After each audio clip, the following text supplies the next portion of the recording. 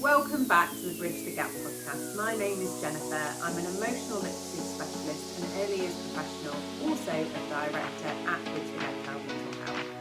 I'm Nikki Webster, Director at Bridge the Gap Child Mental Health. I'm a mental health nurse and ACT therapist. So today, Jen, I thought we could talk about friendships and navigating friendships and how friendship changes and the expectation around what a friend changes throughout our child's life. Now, as you know, I've got 3 kiddies that are of various different ages. One is very tiny, no friends on the agenda yet to navigate. I'm his friend. Oh, that's cute. He's only 1, guys. It's on my intellectual level. I've got 1 in year 7 and 1 in year 8. So my year 8, we are fully in the throes of different friendships at the moment. She is also a girl, which I think there's a lot to be said around friendships with girlies. And my year 7, we're seeing a lot of trying to find my group and where I fit in, because change from primary school into secondary school, lots to navigate when it comes to friendships. And I know for a fact he's not the only one, because the same thing happened with my daughter a year ago. Yeah, it's hard, friendships, and I find it's something you can't talk about without reflecting on your own experiences of friendships. And I found friendships really difficult to navigate as a child and as a young adult, and you often compare yourself to what other people have, and I think that's really interesting, that it not even just people you know, but television programs depict friendships in a very specific way, don't they, with these groups, and they do very specific things. And for me, I just found friendships difficult probably because of my traumatic experiences as a child and how that impacted my attachment, my ability to trust. And I think because of that, I perhaps pushed people away. I was quite intense, I think, with my friendships. And it took a long time for me to understand my part within that. I think, that's so true. We bring a lot, don't we? Yeah.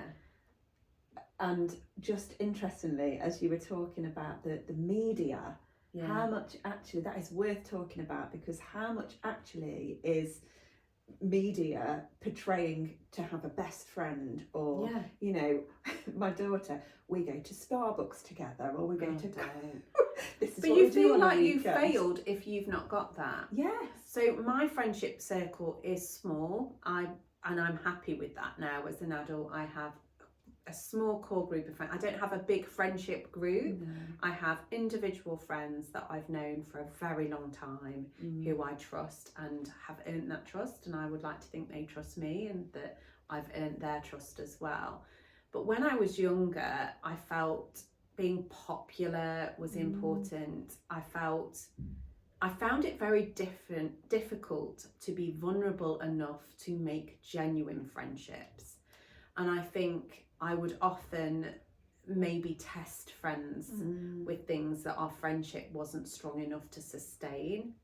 And then that fuels the cycle. Brene Brown speaks about this a lot, about the marble jar. Have you seen it recently? I shared it over the weekend. Yeah, it's really true though, isn't it? It's about building that trust up over time, and it's all of those little things. So for me, when I then became a parent, because of my own experiences of friendships, and I moved schools a lot as well. So, you know, I went to 3 different infant schools before I'd even hit junior school. And then you go to secondary school. So I hadn't had a steady and stable beginning to making friendships, because my environment was changing. But that definitely came into play when my children started making friendships, and definitely, if anything came up ever with their friendships, I did feel triggered by that, and my inner rage could perhaps come out in a way that was unhelpful at points. Not that I interfered or anything, but equally, when they bring in something to us about a friend, it's important for us to stay calm and level-headed, because we want to be able to teach them how to navigate relationships healthily, which is something I've learned as an adult but didn't get taught as a child, that I really wanted to pass that on to my own children. You're definitely, all of us as parents are bringing our own stories into the narrative, aren't we, when it comes to parenting our own children, whether it's about friendship, whether it's about anything else in parenting. But you're so right, when, you know, our instinct is to be that protective factor, isn't it, for our children. You know, if there's been a fallout or a dispute in a friendship, let's talk about that specifically, then every part of you as a parent wants that to stop, and wants your child to stop feeling that discomfort and all of that to just go away. Now, actually, what we have to do, what we should try to do as parents, is allow them to navigate those friendships whilst also being a steady steer to the ship and somebody to come back to. So always validate your child's feelings if they've had a fallout at school, for instance, and they've, you know, like my year 7 came home the other day, so and so's been nasty to me, and it's really upset me. Every part of me wanted to go, oh my gosh, what a horrible child, stop that instantly. But instead, that must have been really difficult. I wonder what that's about. Shall we talk about it? And that opens the door to the conversation for them to understand and learn from that friendship. And that's what friendship is. It's when you're building friendships as a child, it's a learning space. It's an opportunity to understand, well, where are my boundaries? Where do I find people that I value in this world and that value the same thing as me? And we'll come back to values because I think that's important. But all the time in building friendships, the fallouts, the navigating that, they are learning to be themselves in a world that's complex. It's really hard, isn't it? And I think I feel quite vulnerable. That's one area that I still feel vulnerable talking about, is my friendships when I was younger. And don't get me wrong, I still retain friendships from that period of time. So I think in my head I was probably a worse person to be friends with than I actually was in reality. But it is difficult, isn't it? And you're so right, there's something that happens when we see our child experience it. But validating their experiences is important, because we want to go in and fix it with, oh, I'm sure it wasn't that bad, or I'm sure they didn't mean it that way, or the other way where we go, well, that child's horrible and awful. When in fact, these are young children learning how to navigate life and relationships. And we want to model to our children how to give people grace through that and focus more on how they can instill those boundaries in for themselves. One of the things that I was passionate about talking to my daughter about, because I didn't really, with my son, he was quite, you know, easy with friendships. He's got the same friendships now in his mid-20s as he had when he was in reception. You know, there was very little conflict within those groups of boys. He was very fortunate. Whereas with my daughter, which is, as you say, with girls, very natural, very common. So with my daughter, I wanted to empower her with statements that she could use to enforce her own boundaries. So rather than obviously talking to her about when something's mean, when something's bullying, when we need to tell somebody and all of those things, and equally knowing what to say in those moments. And one of the statements we came up with, and we did a lot of brainstorming around this, we did some mind maps, and we chose 2 or 3 statements that she could say in situations where she felt a friend was being unkind.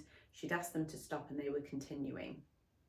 And they needed to be things that she could remember, because she was only in year like 3, 4. But the one that she really connected with was, why would it make you feel good to make me feel bad? Now that was quite a long one to remember, but she really hooked onto it. And what we ended up doing was writing that on a bit of paper, and she had it in her pocket at school. So she felt almost like that was her toolkit, that she had that statement to say. And it was really interesting, because this particular girl was being mean, you know, making my daughter the kind of target, if you like, of the group, which can happen because it's all about power and control and finding your feet. And it was a Friday, and she used this statement for the first time, and she said, "It felt so good, I said it twice." I said, okay. Anyway, she came home, and on Monday, that girl found her and said, "I'm sorry. Oh, that's I've been thinking about that, and I'm sorry." Yeah. So that statement is interesting because it's not a question that needs an immediate response. It's Makes a question. think. Yeah. But other more simple things, just like, "I won't let you speak to me like that." Yeah. I'm going to take my... Yeah. Is that necessary? Yeah. Make it almost jokey. Yeah. Is that necessary? That's unkind. Yeah. But talking about us, I suppose, us not hijacking those moments and harnessing them for moments of learning for our children that they can then take as they grow, and those relationships become more intense and the risks around those friendships can become greater. So we want them to know how to put those boundaries in, and that takes practice to do. It takes years, really, let's be honest. I think, you know, you're navigating friendship stuff still in adulthood a lot of the time, all the time. And I think it depends on your personality type, and the more you understand about yourself makes more sense. You know, I always grew up as a bit of a people pleaser, and I know that about myself now, and I'm making changes now, only in my late 30s, really, after lots of understanding about myself. So, you know, if you are a perfectionist, or you're a people pleaser, or if, you know, all of that attachment stuff you talked about, knowing that about yourself in your friendships helps navigate this space, doesn't it? But I think teaching our children the normality of friendships, and that there is ebbs and flows to friendships, and that there is not just potentially one friend that we stick with throughout our life as well, like we see in the movies, like we see on Gilmore Girls, whatever it might be, that's normalised that friendships are changeable. Yeah, friendships can come to an end. And endings work as well. That's really good stuff to do. Because we normalise romantic relationships coming to an end, but we don't normalise platonic relationships coming to an end. So true. And I wish I'd been taught about that. And I think another thing that's really important that I hear all the time, and it's not so much now because I'm not on a playground anymore, but I used to hear parents talk about other children and other adults quite unkindly in front of children. Now, one of my things is, if someone's coming to me and being unkind about another person, I'm thinking about how they're speaking about me when I'm not in the room, always. Do you know what I'm trying to say? This comes back to values. Yeah, but I want my child to know what a good friend is from them and their actions, as well as what they're receiving. So I don't want them to go into a space with another child and talk badly about another child. Yeah, absolutely. I want them to be the person who will say, "That sounds unkind and I'm not going to join in with that." Yeah. Because the ripple effect of that in your life is huge, because you will attract the people. I think that's really hard to do in practice in secondary school, as an example, because in secondary school you're desperately trying to fit in, aren't you? You're desperately trying to find your tribe, which, by the way, in secondary school is particularly difficult because you're only demographically close to those people. You happen to live near them. You happen and to you're be the same age. Born within a certain time frame of each other. So you're not likely to find your tribe, and I think that's an important thing to teach. But in secondary school, you're desperately trying to find who you are. Your identity at that age, your teenage years, as we know, a really confusing time. We're trying to find who we are and what we value and what makes us us. Navigating friendships and whilst also trying to fit in is so tricky, because every part of that, I know for a fact, because my daughter, you know, we're having these conversations every day at the moment, and my son. I want my daughter and my son to be able to go into a room and say, "Oh, that's really unkind that you're doing that." But equally, they're trying to fit in and be cool. So they're unlikely to engage in, "Stop that, please. You're being unkind," because every part of them wants to fit in and just fly under the radar even as well. So it's easy to join in, isn't it? Exactly. And I don't think they would join in, but not say anything. I don't think they would say anything. I think that's a lot to ask of a young person navigating school for them to step in. I'm trying to think of times in my school life where you saw things that you knew weren't right and you didn't. That's what I mean, because you're trying to just fly under the radar, fit in, go unseen, some children especially, more so than others. Yeah. And it's anxiety provoking because as well. It's that sense of belonging, but also the fear of rejection, because if you get rejected from your peers at school, that can be a very isolating and lonely experience, and you have to go back day after day after day. Exactly. I think one of the biggest reasons we see children struggling with school is friendship based. And those difficulties of navigating friendships in a world that's, it doesn't stop at 3 o'clock anymore. It's 24/7, isn't it? Yeah. They've got access to social platforms 24/7. So for us, when we were at school, if any unkindness was happening, then that stopped at 3 o'clock. Yeah. But I remember now there's the potential for that to be all the time, around the clock. Thank goodness it wasn't. I remember one time I was walking home from school, and someone who was supposed to be a friend, when they stand on the back of your heels, and they got my shoe, and I was walking home and they'd got my shoe from me, and they were throwing it across the road to other kids, back and forth, and I literally just wanted the ground to open up and swallow me whole. It was awful. And I got home and I was so angry that I rang school and asked to speak to my head of year. And when they went to get him, while they were getting him, I hung up and I changed my mind and I didn't say anything. And that, I always remember that, because that was a pivotal moment for me where I thought, that person's not my friend. Yeah. I don't belong there anyway, so it's time to draw a line in the sand and move on. But that's not easy to do, because it's really not. And our children are navigating that and some. Because that's an example where that could then filter into social media, isn't it? It's everything, isn't it? When you think about, and I just think it's like you say, normalising the change of friendships. When you look back, you do have different friends as you grow, because you're trying each other out for size. Yeah. And that's okay. And I'd rather teach and have a focus on, I think we've got a video of this on our YouTube channel about when friendships end, nice. Which is lovely. And it talks about how we don't share secrets of someone we used to be friends with. We can be respectful to someone who we don't quite see eye to eye on. We don't have to be unkind to them. And I want to focus on teaching children those things, that what not just do we do in a friendship, but what do we do when a friendship ends? What are the rules? What are the boundaries? For me, there's a certain element of respect within that period of time you share together that you still honour after the friendship has ended, and part of that comes with not sharing their secrets and not being unkind to them, or any of that stuff really. It's just hard.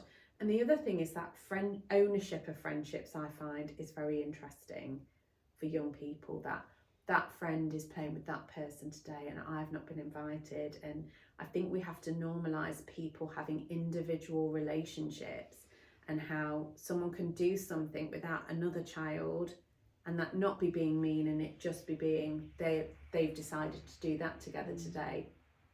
I think we're seeing that with huge groups and group chats, and there's a lot of friendship threes that we see. My daughter's definitely been part of those, where it can be really difficult to navigate. And I'm proud. That's one thing that I think is really key to say. I'll always say, and that's interesting you feel left out.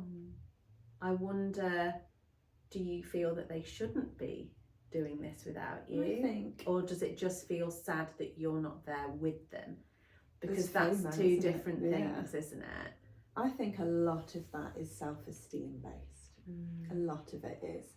If you feel good enough in yourself and your self-esteem is good, then you're not thinking, they're doing this purposely to miss me out. And they might be.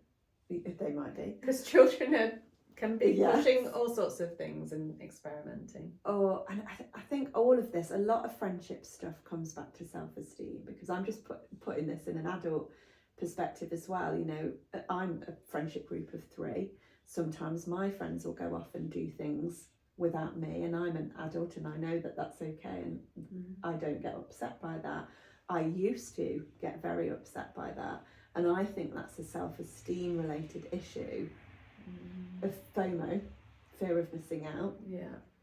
And they're having a great time, but also I very much thought, oh, they're talking about me, they're saying bad things about me, so where does that come from? So I think when we're reflecting on this for our children, we also naturally reflect on it like we're doing in action here for ourselves as well.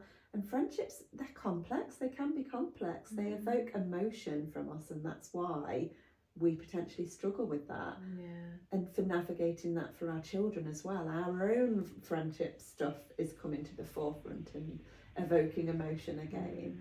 So when I think when our children are talking about someone's been mean, I really liked giving them those strategies that you were talking about, giving them a statement literally in their back pocket that they could take to school. But when there is a 3, let's talk about this as an example. What could we give them as a tip, do you think, to support them in navigating that fear of missing out, or they might be talking about me? I think a nice way to approach that is thinking about how different friends bring us different things. Lovely. So we go to different friends for different things. So the way I spoke about it was, I wonder what you get from that friend. So you might have a friend that you have a lot of fun with, and that's the person that you go and you be silly with, you connect on that level. But you might have a different friend that you go to and you talk about more serious things with, or you might have a friend that you've got a particular shared interest that you do everything with, you know, around that interest together. So taking the onus off it being, you know, me related, more about their friendship. So I wonder, you go to that friend for this, but maybe this person wanted to speak to this friend because that's their friend that they go to around difficulties that might be happening at home. Maybe there's a shared experience there that they feel safe talking to that person about that. And that takes the emphasis off it being about you and more about what that person is getting from that friend. And equally helping them to see, I wonder which friend that would be for you. What friend would you go to about, you know, dancing and gymnastics and to share your success in that arena? And I think that's a nice way to look at it and help, and that actually helps them think about their friendships as well as them. Because I think it's actually vital for healthy relationships for friends to have other friends. I agree. And I used to be very anxious if friends were doing things without me. But I've got a friend that I've had since secondary school that we've always naturally had other friendships as well. And I think I've learned a lot from that experience, and I get to be happy about experiences she's having, not with me, and really value the time that we've chosen to have these experiences together. And I know her other friends, they're not my friends. I'm friendly with them and I would chat to them and exchange an odd message, but that's okay. And I think that does come with being an adult. I appreciate, but we can set the foundations to help that along as they're younger. We should maybe do a podcast around self-esteem. And helping them to see what they feel they bring to a friendship. What do they value in a friendship? We said we'd come back to values, or I said I'd come back to values, and I think that's key. When we understand what we value, we can connect those people to those values around us. And that's not meaning to say, you know, we have to be carbon copies of each other. We absolutely don't. But we can value similar things, and that is how we find our people. So as an example, you know, I'm unlikely, because I value being kind, I'm unlikely to be friends with somebody who I feel is an unkind person.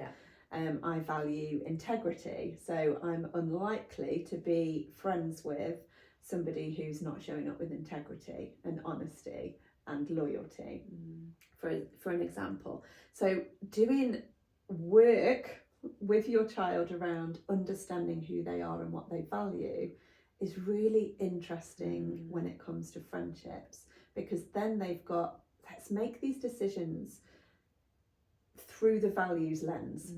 So when I know that I want someone around me that's loyal, when I know a value of mine is loyalty, then I'm going to actively search that out.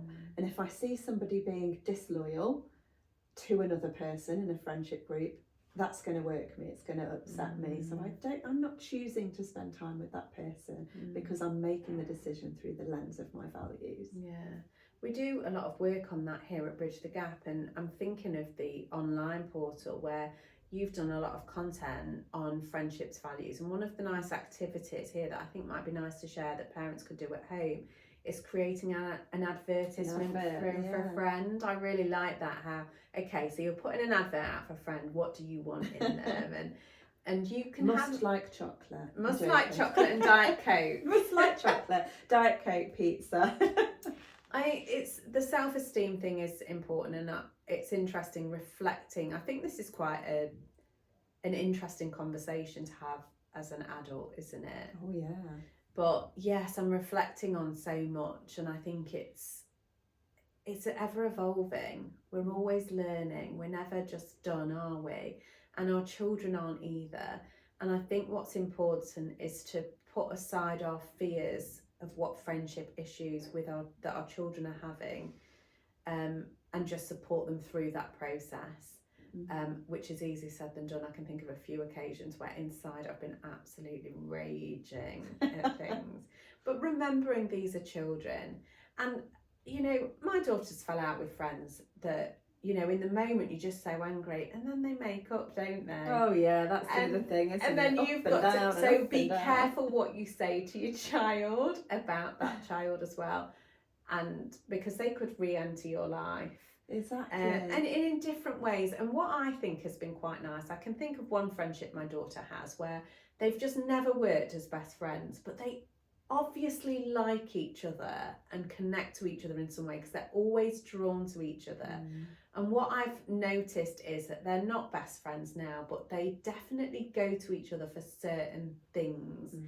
And that's been really nice. They've still maintained that connection even after coming out of the back of a quite, best friendy sort of relationship, that they've still retained that connection because something draws them to each other. And that's really nice to see and observe that you're still in contact with that person. It's like, that's healthy, isn't it? Doesn't have to be connected at the hip all the time. It doesn't work if they do with those two. They have to be friends with boundaries. And we've all got people that we love and adore, but we wouldn't want to spend, all the time with them. I think normalising that's really key as well, isn't it? Definitely. The other thing as well that was coming up for me, reflecting on as you were talking, is this is happening for my son quite a bit. Is I sometimes want to go in and problem solve it for him quite a bit, and I think that's worth us talking a little bit about. So he's gone up from primary school with a group of friends, and I felt as a mum that he perhaps needs to move away from those friendship groups because there's a lot of stuff that keeps coming up and they are falling out a lot, and make new friends. Now every part of me wants to say to him, and I have said to him, why don't you try this group at school? Why don't you go along to drama club? Or why don't you go along to football group or whatever it might be? And then you can make new friends. And then making new friends is hard for some children. And I think that is worth just flagging.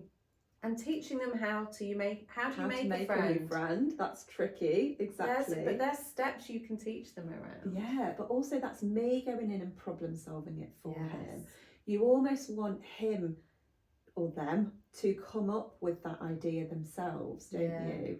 And that is where all of the leaving space to problem solve, mind mapping, to just allow them to reflect and think about it for themselves. And maybe you just add a question in here and there. That curious questioning is, I wonder, it's interesting you've shared that. I wonder how that makes you feel about that friend. It's still on the website, but it's called the Friendship Tree, and it breaks down simple steps of how to make a friend.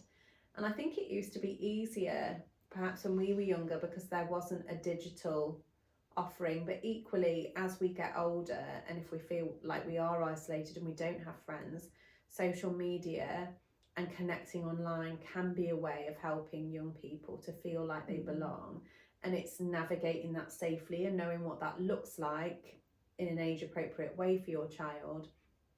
But helping, there's nuance in terms of neurodivergence and what friendships mean to different people and what they want from those friendships. It might not be that I want you to spend every weekend with me, but it might be that I quite like gaming with you over the weekend and feeling like we have a connection that way.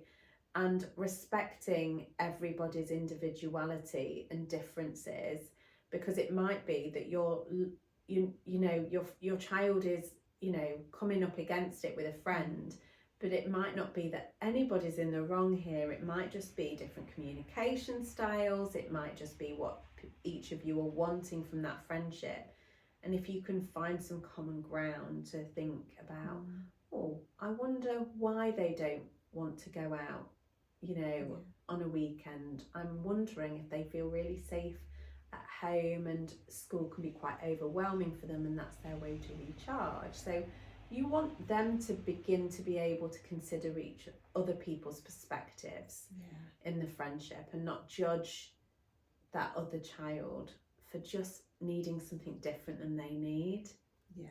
So we could talk all day about friendships. I think we've established it's a really interesting topic, and there's a lot of different nuance within that topic as well. So what would be your top tip to take away? I think top tip is validate your child's feelings when it comes to emotions around friendships. Give them space to learn to problem solve for themselves. So like you were saying, ask that curious language. I wonder what that child is bringing to that space, and helping them understand and learn their own boundaries in friendships. So when is it an absolute no-no? When is it, what tips can they say at that time? What sentences can they bring to that space to set that boundary for themselves?